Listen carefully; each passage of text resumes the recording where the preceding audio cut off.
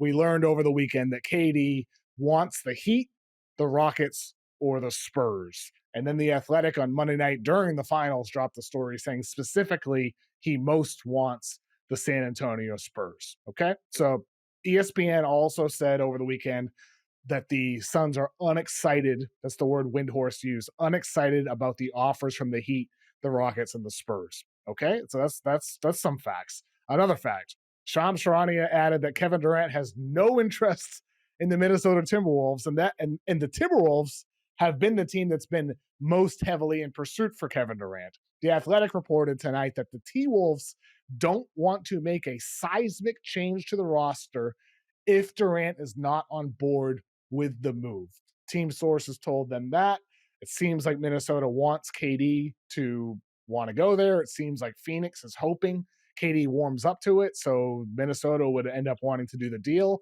My impression from conversations I've had is the Suns would be ready to do that deal, but KD is not, and Minnesota is not without KD wanting to go there. And so the window is open for some team out of nowhere to just make an offer the Suns find acceptable, and they say yes, even if Kevin Durant doesn't want to go there. But until then, the Heat, the Rockets, and Spurs could have to step up at this point, or the window is open for some random team to come out of nowhere and get a deal done. Where do you think he actually ends up here, Dan? Do you have a favorite situation? Should KD just suck it up and say, yes, I'll play for a team that played the Western Conference Finals in 2 consecutive years, and I could be the final piece there? Should he just put on a happy face and be happy he's going to a contender? Or should he just get what he wants again? What should he do? KD's the king of petty, man. I feel like he's probably a little pissed that Ant sent him home. So I don't know that he wants to team up with him right now. And usually KD's the first person to team up. I'm curious about what the Suns' compensation would be, because I would be asking for Nas Reed, and I don't know if they're going to give him up, even though he's up for an extension. I feel like Gobert would probably be the filler. Gobert. Don't Julius call Randle, Rudy filler. Don't. Gobert is better than filler.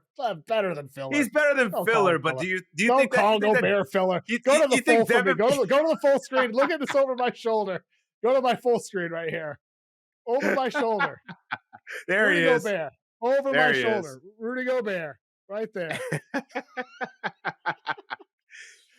But if I'm Devin Booker and you're mortgaging your future, you're committed to Phoenix, you're not going to be sold on, oh yeah, go bring me the defensive 4-time defensive player of the year. I don't know if he gets excited by that. So if I'm KD and if I'm the Suns and I'm looking at the whole landscape of who has what to offer, I'm intrigued by what San Antonio has to offer, and I want what Houston has to offer, because they got picks and they got players. And I think Devin Booker, if he's helping have a part of this conversation of where to take this franchise, I think the players that they could extract from those two teams specifically can actually make them at least compete. I don't know if they're going to really be, maybe we're talking play-in team or bottom tiered, Western Conference playoff contender here, but at least compete. I don't see where you're going to get that from the Heat. I don't want Tyler Hero or whatever, Andrew Wiggins. That's not the deal that I'm looking for. I would ask for Stephon Castle. If you don't get him, maybe you get Devin Vassell, Keldon Johnson, Jeremy Sochan. Why would the Spurs give up Castle? He just won Rookie of the Year. You just got to ask. I'm not saying you're going to get him. You got to ask. That's how you start the negotiation. That's my thing. Why would the Spurs give him up? I mean, is he better than Kevin Durant? No. I get the future, but if you're trying to win now. He's in his second year upcoming, and he is an incredibly talented young guard who. It wasn't a great class. Let's be honest. Like, it wasn't like he was a very good rookie, but let's not get into it. Like, if I'm not giving him up for KD, I'm just saying if I'm the Suns, I would ask for it. And if they say no, then I'd be like, all right, well, I'm not walking away from here without Devin Vassell, Keldon Johnson, and Jeremy Sochan. Like that's three players that and picks. Those are three players that I can plug into my lineup right now and actually have a formidable team. One thing on that is John Gambadoro. I've mentioned him on the most recent podcast we did after Game 4, I think it was, where he reported that he doesn't think the Spurs will get KD unless they give up Castle or number 2. So Gambo's been on top of everything. He's been ahead of the curve on all this reporting about Yeah. Durant. And that would mean that the Rockets or the Wolves are giving up a good young player in the deal. That would mean the Timberwolves could be giving up Rob Dillingham and or Terrence Shannon, like even like a Leonard Miller, somebody like that who's had a really good 2 Mm, years in the league, even though he hasn't got yeah. much of a chance in the NBA. It could mean that At the all. Rockets are giving up not just Jalen Green, but maybe they're open to giving up Reed Shepard. It's possible.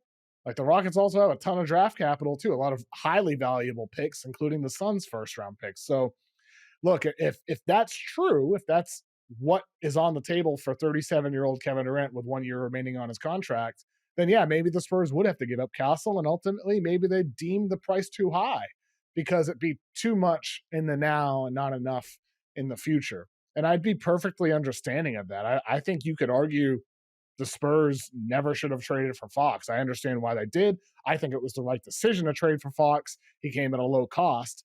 I'm just saying there's an argument to be made that De'Aaron Fox is like the 30th best player in the NBA. He's the 35th best player in the NBA, something along those lines. And he's not a clear cut star for Victor, who's still not in his prime.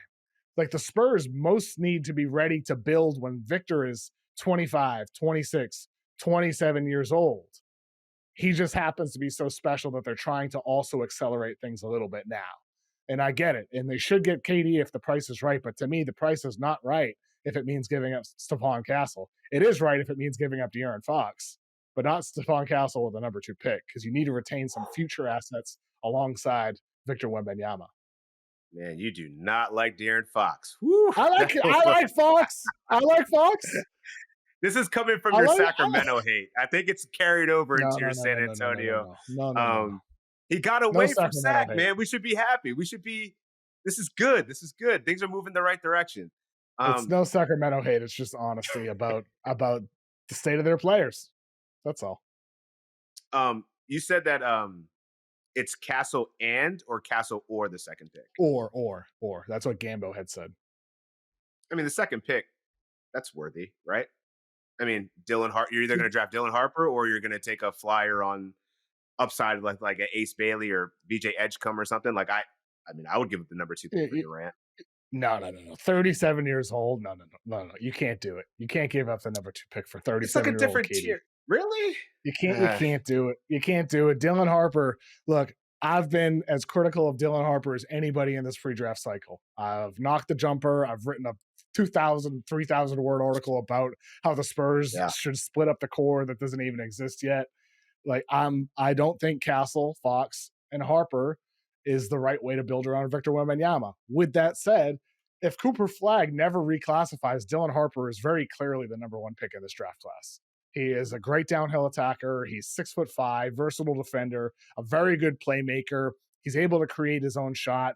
He lives at the free throw line, finishes at an elite level. He plays with pace that's beyond his age. I think Dylan Harper is going to be a really good player for a long time and maybe a truly great player if he becomes a reliable shooter in time. And we'll see if that happens. That's the big question with him. He never has been a good shooter, but I don't think you can give that up. And for the Spurs, for Kevin Durant, unless you're getting other young pieces back. Like if you're giving up 2, but you're also able to draft 7th, then Yeah. maybe you give up KD. But I'm not just giving up 2 straight up in a Kevin Durant deal. That's too much for me. I'd rather give up Castle than give up Yeah. Harper, but I'm not giving up either of them. Ooh, I don't know that I'd rather give up Castle No, for Harper, but no. I I don't want to get it misconstrued. I wouldn't trade Durant straight up for number 2. It obviously there'd be other pieces involved in that. But I don't think that Dylan Harper is a good fit for the Spurs just because like he needs the ball in his hands. And if De'Aaron Fox is there, not gonna have your ball in your hands. And Stephon Castle is also a capable ball handler. So like I struggle to see the fit there. That's why I feel like they would be more open to moving that if they could get a piece to accelerate that timeline, like you suggested. Because I don't know that you have that. Like I feel like Wemby is pacing to be like a Giannis, where I think he would be devoted, loyal, but you got to show me something that this is going somewhere. And getting De'Aaron Fox was the first step to that. Then you draft the rookie of the year in Stephon Castle. Things are going the right direction. I don't think it's a bad idea to put some fuel on that and get one of the best scorers of this generation. And by the way, he's a guy that's still very efficient, doesn't need the ball in his hands to create and score. He raises their floor. So to me, I think it's a decision that I think the Spurs seriously need to consider if they're trying to actually win and appease not only their fan base, but Victor Wembanyama, who's could be one of the generational talents that we see. Ultimately, I think of the teams that have all been publicly mentioned, the Rockets and T-Wolves have the most incentive to make a significant offer for KD, and we'll see how this all plays out in the coming days. Who knows? It could happen in 20 minutes.